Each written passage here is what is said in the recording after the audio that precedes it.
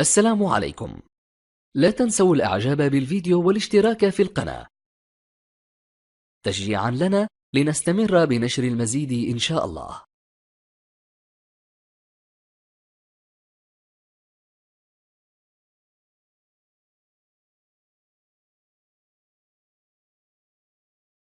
السلام عليكم. إذا مرحبا بكم في الجزء الثاني من درس المجموعات للجذع المشترك العلمي les ensembles des nombres. On commence cette séance par un exercice. X est un nombre entier relatif. Résoudre l'équation suivante. Moins 2 plus 3x est égal à x plus 3. Résoudre une équation. Que veut dire résoudre une équation? C'est-à-dire trouver la valeur de x qui vérifie l'équation. نحل المعادلة هي نقلبوا على القيمة ديال x اللي كتحقق ليا المعادلة. شنو هو العدد اللي نعوضوه في بلاصة ديال x من أجل الحصول على واحد المتساوية صحيحة يعني الطرف الأول كيساوي الطرف الثاني. à condition de x est un nombre entier relatif. Donc, on a 3x moins x est égal à 12x. 3 plus 2 est égal à 5.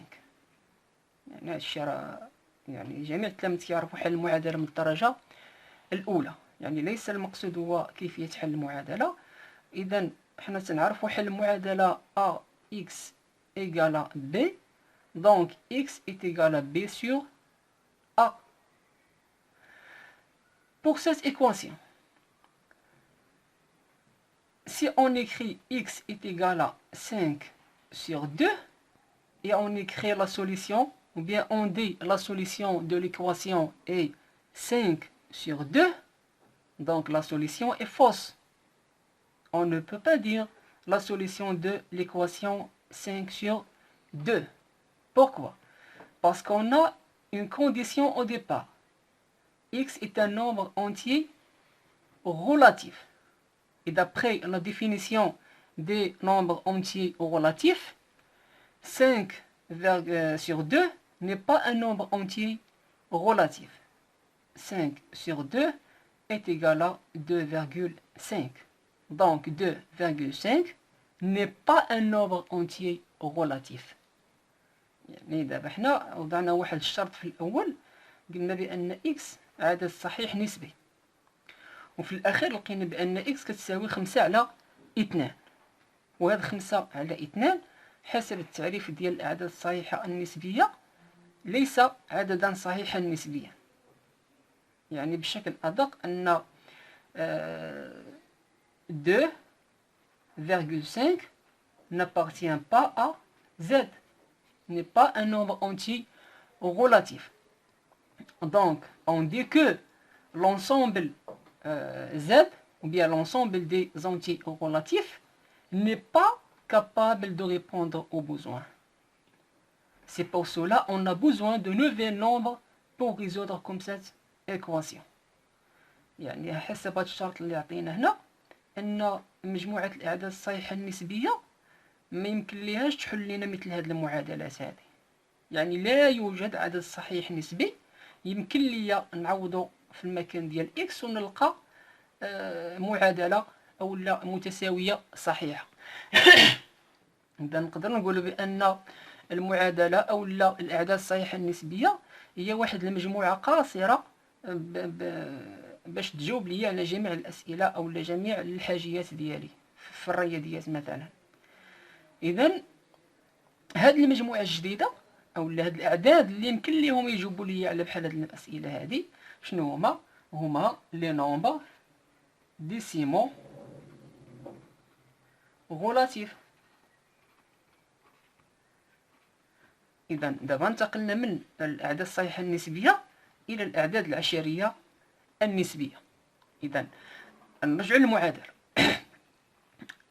يعني la réponse de cette question pour cet exercice, on dit que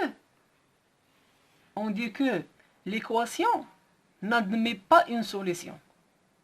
يعني بحسب هاد الأسئلة هادي شنو خصني نكتب في لا ريبونس؟ خصني نكتب l'équation واخا هنا تتبان ليا x 5 على 2. On écrit x n'admet pas une solution. شنو تنقصد n'admet pas une solution؟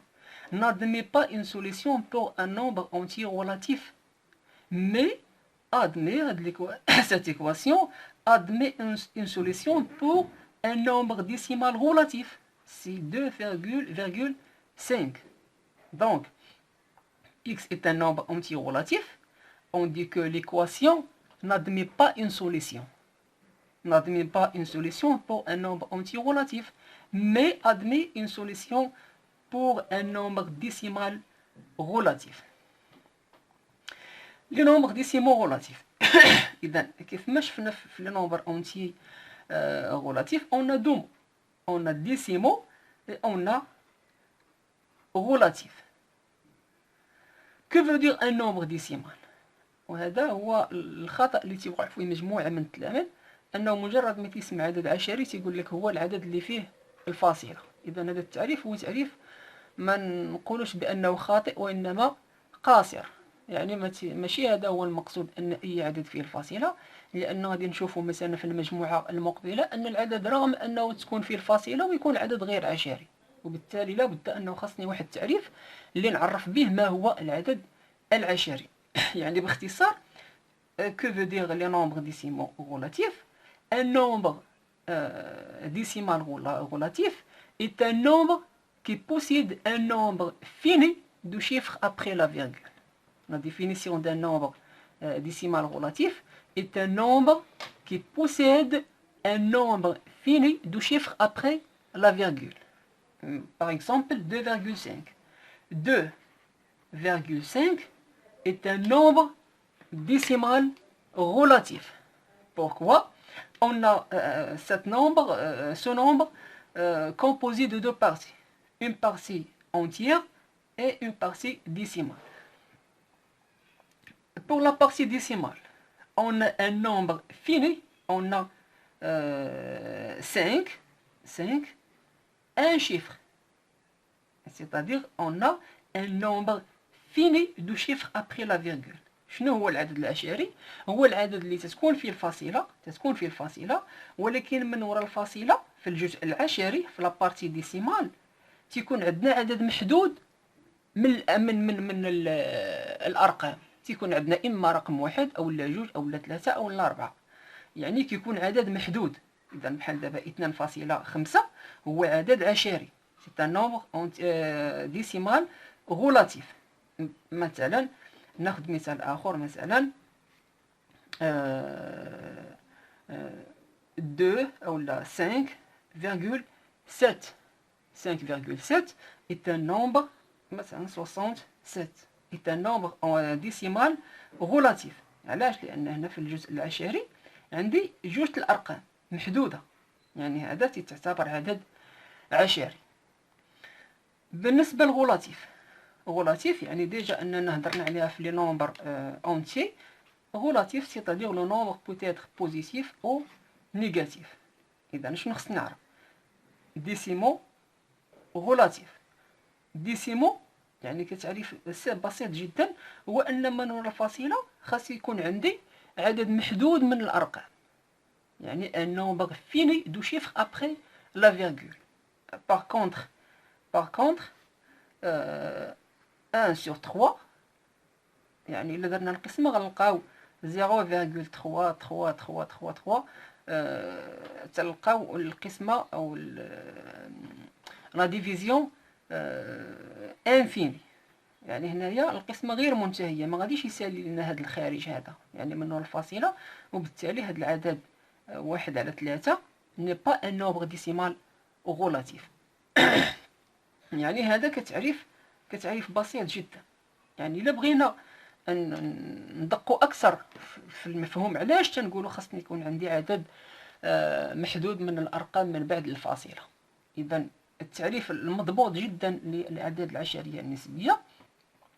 إذا نقولوا حنا مثلا comme une définition un nombre décimal, c'est tout nombre, on peut l'écrire sous la forme de A, sur 10 puissance n. هذا هو la définition exacte.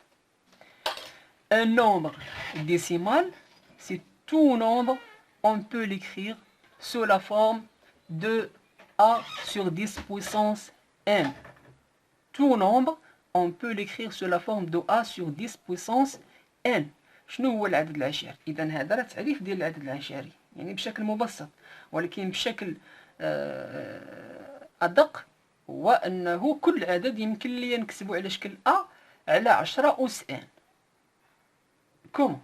يعني كيفاش؟ على شنو تنقصد؟ ولكن أول حاجة خصني نعرف بأن أ، هاد لو نومبر أ، est un nombre entier ou relatif et n, هاد لو نومبر n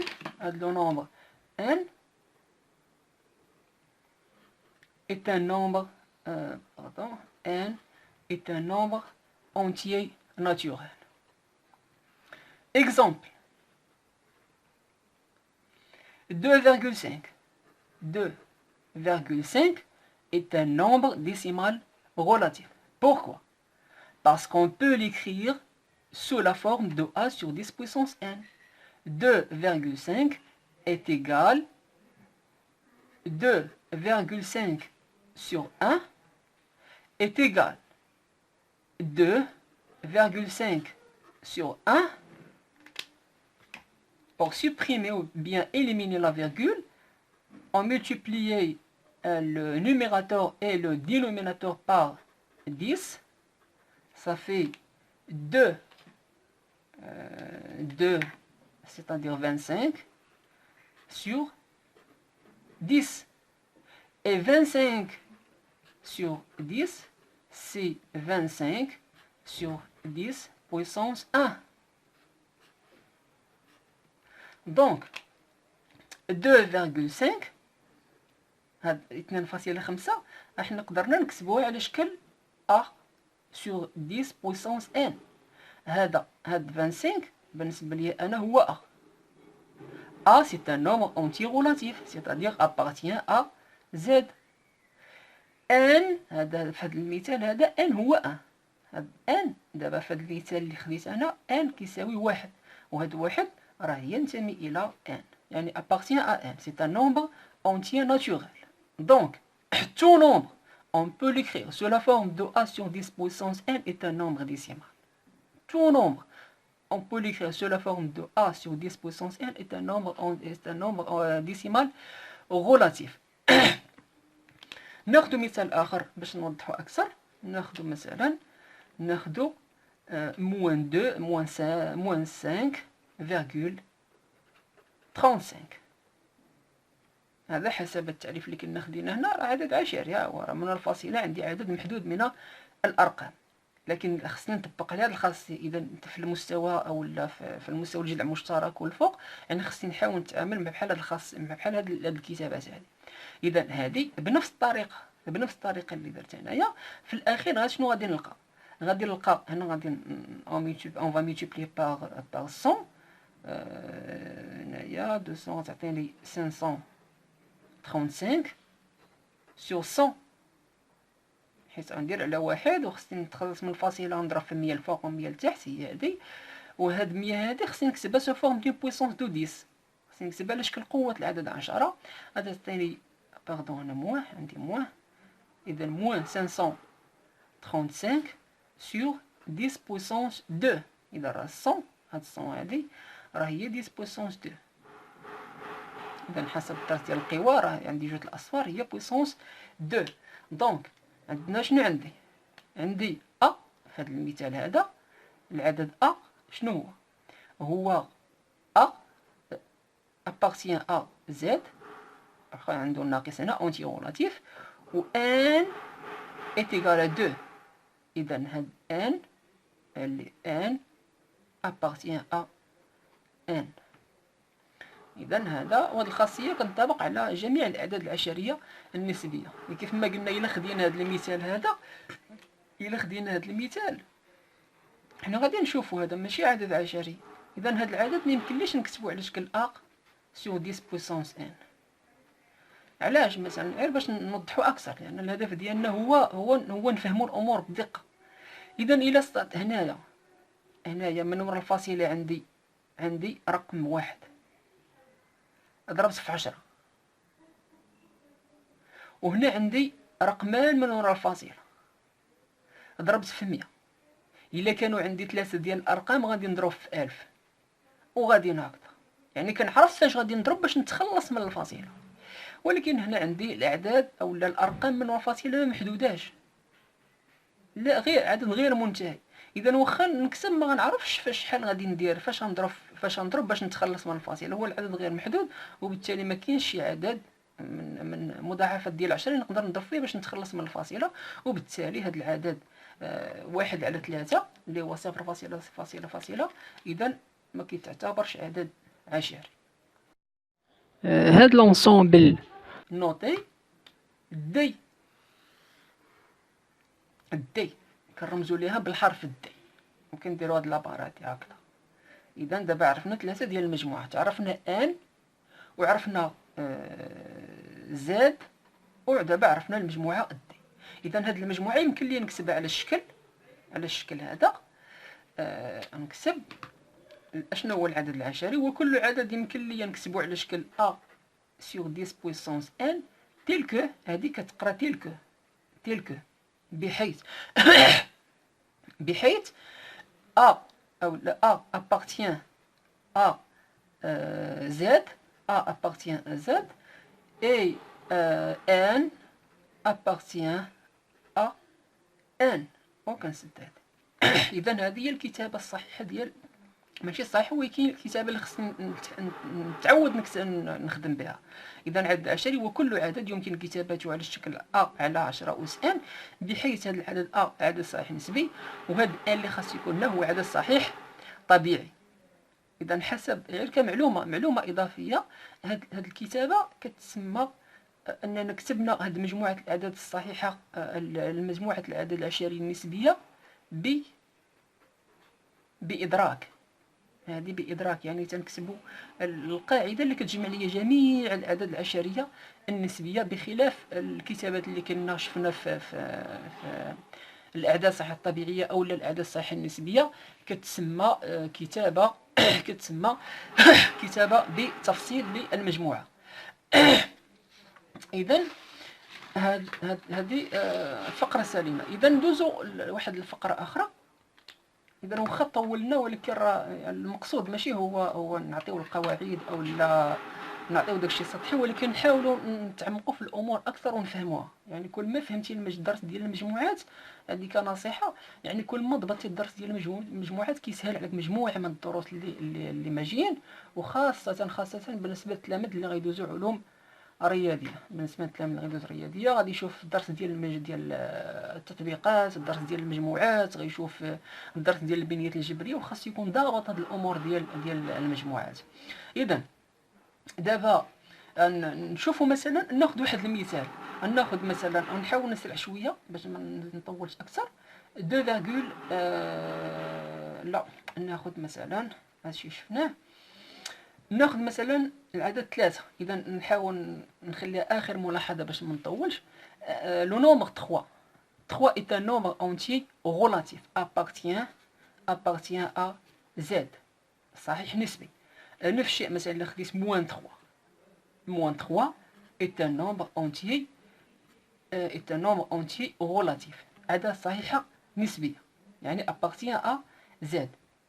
هذا موان 3 هذه est-ce qu'on peut l'écrire sous la forme de a sur 10 puissance n؟ واش يمكن لي نكتبو على شكل عدد عشري؟ يمكن لي. علاش؟ لان اذا انتبه معايا دابا هنا اذا حنا عندنا هذا العدد 3 راه كينتمي للمجموعه زاد. شنو علاقته بالدي؟ اولا هاد موان 3 هذا ابارتيان ا زاد. كيفاش؟ شنو علاقته بالمجموعات الاعداد العشريه النسبيه؟ اذا 3، شوف معايا هنا، اذا 3 est égal 3 sur 1 est égal 3. هاد 1 هذا شنو هو 1؟ في الدرس ديال القوى تنعرفوا حنايا بان اي عدد والصفر راه هو واحد.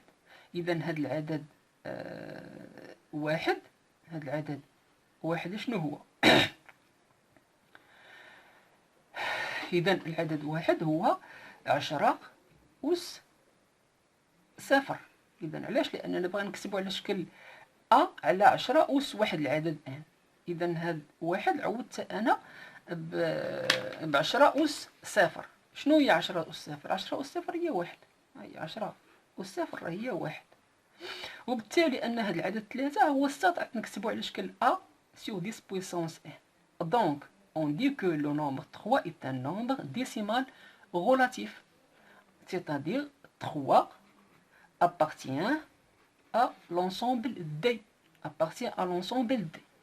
هنا بنفس الطريقة غنتبع نفس الطريقة وغادي نلقى بأن موان 3 appartient à D. شنو هي الخلاصة اللي يمكن لي نستنتج؟ يمكن لي نستنتج بأن هاد الأعداد الصحيحة النسبية راه كل عدد صحيح نسبي راه يمكن لي نكتبو على الكتابة عشرية. وبالتالي شنو غادي نقول؟ غادي نقول هذه هي الخلاصة لحد الساعة اللي خصنا نوصل ليها، أن نقولو tout nombre entier relatif est un nombre entier décimal. كل عدد صحيح نسبي راه هو عدد عشري، يعني l'ensemble Z est inclus dans l'ensemble D. وديجا حنا كنا شفنا بأن N inclus dans Z. إذا دابا لحد الساعة عندنا 3 ديال المجموعات. شنو شفنا؟ N inclus dans Z et Z inclus dans D. Tout nombre entier naturel est un nombre entier relatif. Et tout nombre entier relatif est un nombre décimal relatif.